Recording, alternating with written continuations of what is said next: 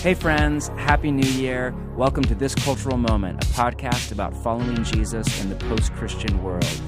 I'm John Mark Homer from Portland, Oregon and Bridgetown Church, here to kick off 2019 with a few bonus episodes. Now, normally episodes, I say a little bit tongue-in-cheek, normally business as usual is Mark when he is in town. We take a seat in the basement of First Baptist Church. We open up a cup of hot coffee, we push record, and we chat about all things post-Christian, progressive, secular culture, church, and our life with Jesus in the middle of all of it. Mark is not here. He is back home in Australia in their summer. I'm up here in Portland winter. It's dark, it's cold, it's rainy. It's light for about 4 hours every day. That's an exaggeration, but not by much. And we do have some new content for you. Now, a little bit of backstory before I turn this episode over to our dear friend Mark Sayers. A few months ago, Mark and I and a bunch of our friends spent a week together in Portland. So the backstory to that is Mark and I are in a little group of friends that we, tongue-in-cheek, call the Sea Rock Fraternity. That is about a dozen or so other lead pastors, all from post-Christian cities around the West. So San Francisco, Brooklyn, LA, Long Beach, Boston, London, Nottingham, Melbourne, kind of all around that world, all secular, all progressive, all post-Christian contexts. And we, for a number of years, we have been doing this where we spend a week together every spring. We just all get in we rent this house together in this place called Sea Rock. We get together and we spend a week together. And we normally bring in an older, wiser pastor to do spiritual formation and soul care stuff for a day with us. And we take a day for best practices and a day to kind of help each other make decisions and such. But mostly we just spend time together. We spend a few hours each morning in prayer and prophecy over each person in the group. And it's become, honestly, some of my best friends and really a group of leaders that we just want to run with each other for the next few decades. Honestly, I'm not even sure that I would still be in leadership if it was not for this kind of annual week that I spend in this community of leaders that has grown up around it. So it's just a great group of friends, but we've been really wanting to expand it out to our leadership teams, our staffs, to women as well, because this is kind of a guy's thing, get together in the house and spend time together. We really wanted to open it up to our partners and female leaders. So all that to say, we said, hey, let's just throw a little off-the-books unconference in Portland. Let's bring those of us that can afford it or the airfare, let's bring our staffs and a bunch of other leaders that we love and respect and some women into this conversation.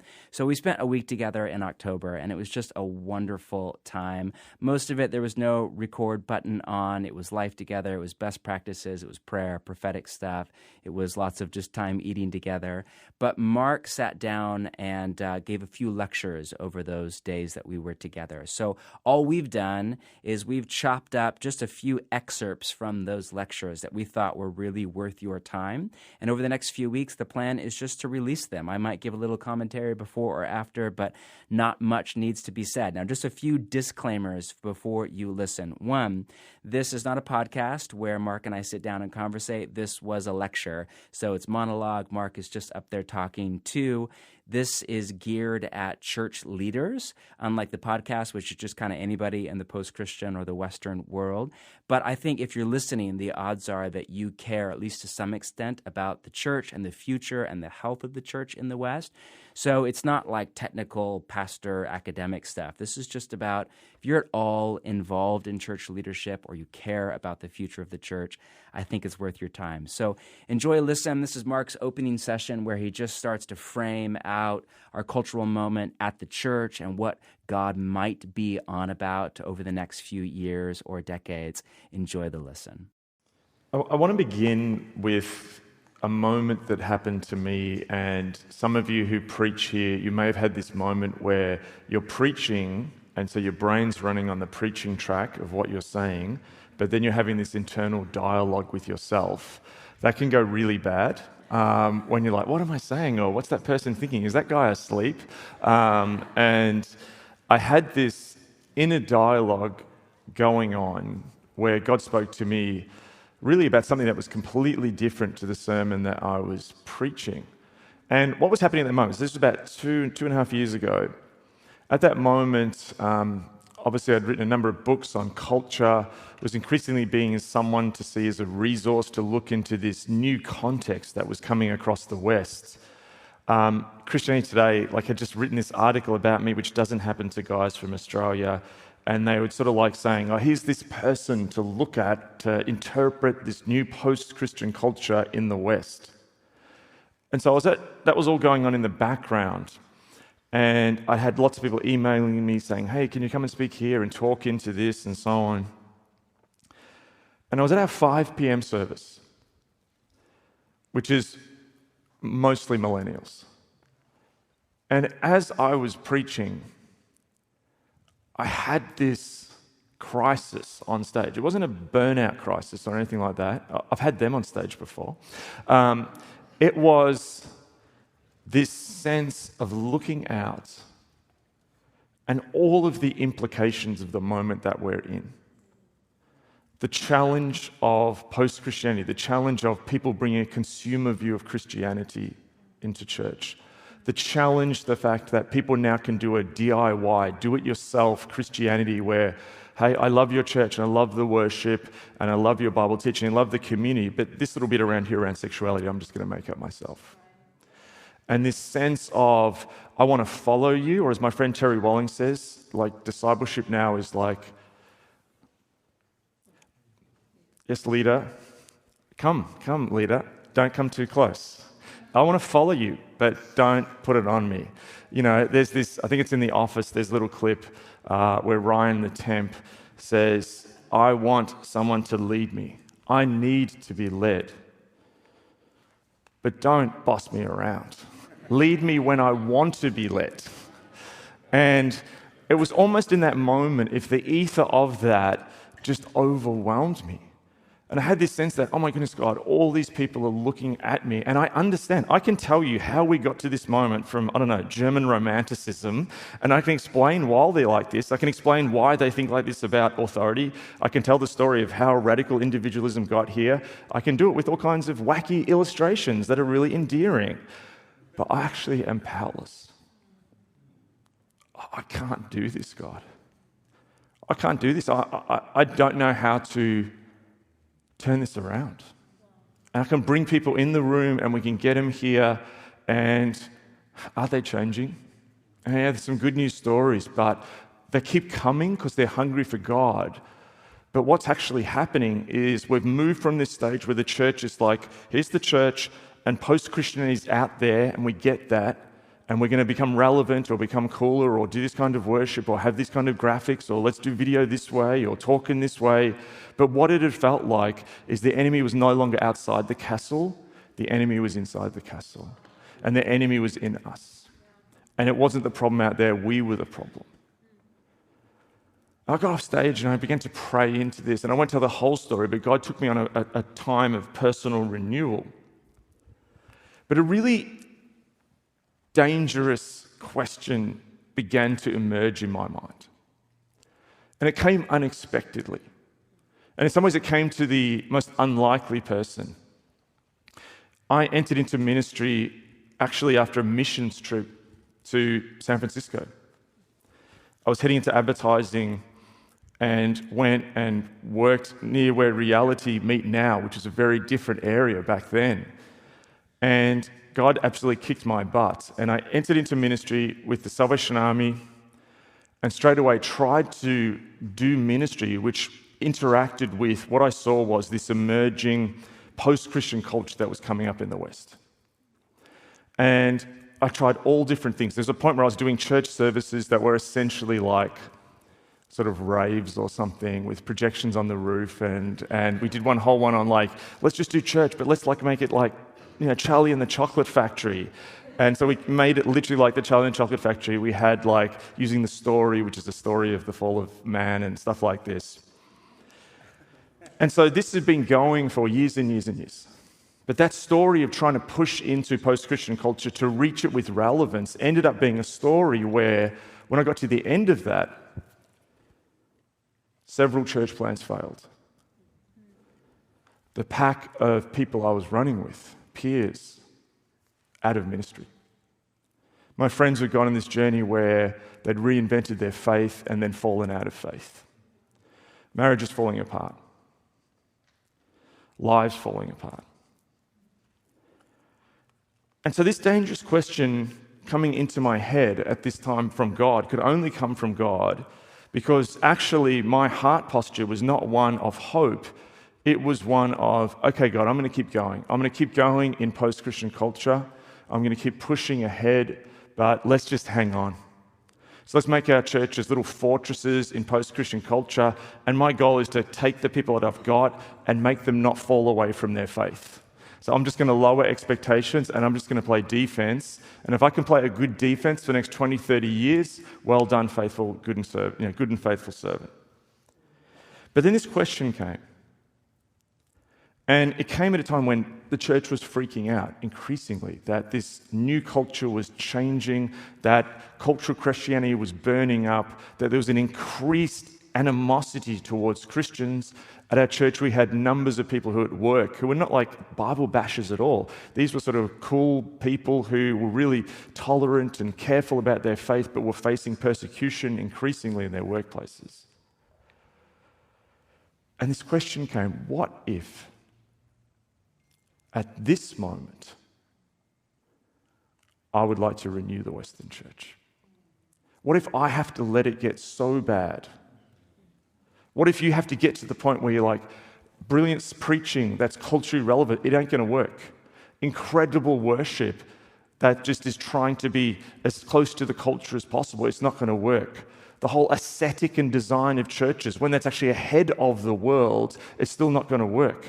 Leaders who project this atmosphere and persona of cool and seem really relevant, that's not going to work. You can download every Netflix series, comment on it, watch every independent movie, listen to every cutting-edge album, reference it in your churches, and that's not going to work. You can go into different kinds of discipleship structures and groups, but none of it's going to work. Because renewals happen when people get to the end of themselves. And there's nothing to rely on except a contending on your knees for God's presence to move. And so what actually if this moment when maybe your mates are having the conversation with you, hey, I've just evolved in my faith. Maybe you get the call that the pastor that you grew up looking up to has walked out of faith. Maybe churches in your denomination or the group of churches in your city are diminishing. What if it's exactly at those kind of moments that God moves? And so I think that what God is saying at this point in time and what he's been telling to me is don't just come out and give more of a story how he got to this moment. That's part of it. But actually reframe this moment from one of crisis to opportunity. We've all heard the classic, cliched thing, the Chinese character for crisis is opportunity, etc. But what if that's actually true for this moment? And what if God's actually been writing a story or composing a symphony and we haven't noticed it? In this room, through this weird organic thing of people getting together in the story that the guys just told there are people representing multiple cities across the world. We have people from the United States. We have people from Canada. We have people from Australia. But even in the midst of those people, all of you have got different heritages going across the world. Those heritages and the fact that you're here worshiping Jesus actually tell a story that goes back to a point in time when the church thought that it was time to almost close the doors. If you go back to the 18th century, in the middle part of the 18th century, Australia was called a post-Christian society. America was trending into a post-Christian society. Predictions were being made that the church would soon, in the face of the Enlightenment and this secular turn in the West, would actually soon be closing her doors. An unprecedented cultural change was occurring in the world. The world was entering into a period of globalization as transit and technology went out across the world, collecting the world in the first sort of analog internet called steam. And at that exact moment when everyone thought that it was over, God turned up in the most incredible ways through a series of relationships, through some really strange-looking characters and unusual people. And by the way, if you're feeling you're a bit unusual and you don't fit in today and why you are here, that's the people God tends to use in renewals. So you're actually here for a purpose. People who don't see themselves as being part of something are the kinds of people that God leads and releases in renewals. Also, just going to tell you too, women get released in renewals. So there is this time then when God comes at the exact moment of crises. He comes at this moment of globalization. He comes at this moment of cultural tumult. He comes at this moment when it's so bad for the church. Charles Simeon in the 18th century, when he would write his sermons, the biggest problem he had was that the people having sex in public outside his window were making too much noise. This is Cambridge in the 18th century, where you had to have really strong oak doors on your dormitory because people would just burst in and assault you. When rioting was normal, when World War was present. And it's that moment that a story began to be told where actually God took globalization and those pathways and turned it on its head and sent ordinary people across the world out on these pathways. And so me, from the eastern suburbs of Melbourne, not too far from my house, there's a little chapel. It's a Wesleyan Methodist chapel. And missionaries all the way from the UK came out to Australia, which literally was like Mars at that time, on horseback. Working class people, not educated, on fire for Jesus. That happened here, in America's West. Where's Aaron? Is there? I'm going to pick on Aaron, who's in Melbourne, but a New Zealander. This is what brought the gospel to New Zealand, the furthest point on the globe, from the upper room in the book of Acts. And the gospel has gone to the ends of the world. But what happens is we have this tendency as humans to forget. We have this tendency to go lukewarm and go cold. And so even as like a set of lungs, there's this moment where the Spirit breath comes into the church's lungs and it expands. There's also those times where the breath goes out. If you've ever tried to run or operate when you've breathed out, it becomes incredibly difficult. We're at a moment where the breath has gone out. And it's hard to breathe. But if you try and do it, just try and do it now. Everyone breathe out your biggest breath. Hold it. Keep holding it.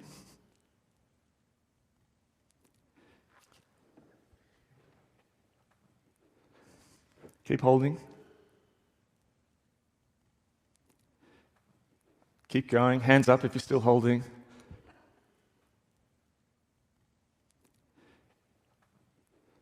Okay, I'll stop now because someone's going to pass out. You can't do it. You can't keep the breath out. At some point, you've got to open your nasal passage and your mouth, and you have to fill your lungs again.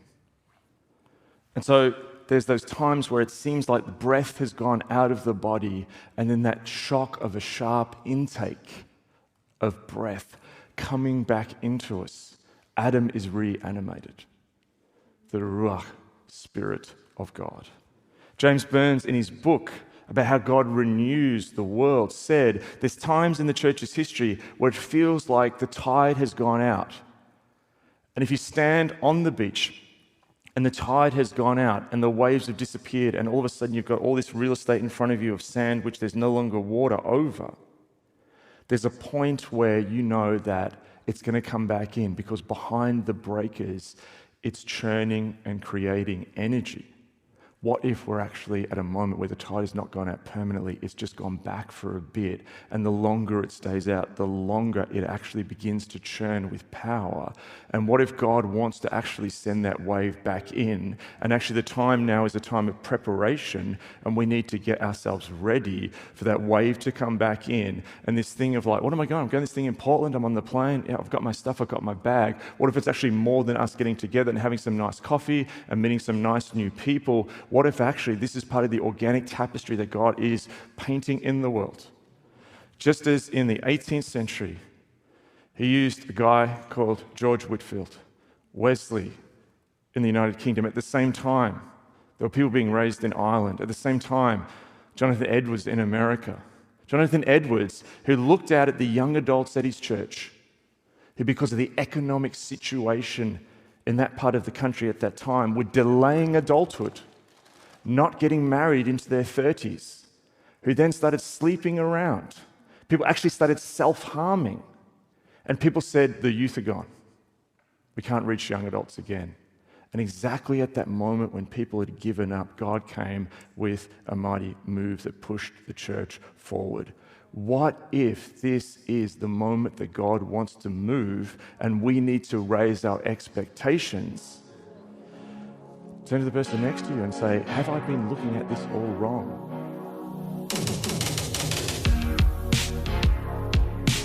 Hey, again, thank you so much for listening. We are a new podcast. You want to tell your family, your friends, post something on social media, write a review. That would be so helpful. Have a fantastic week.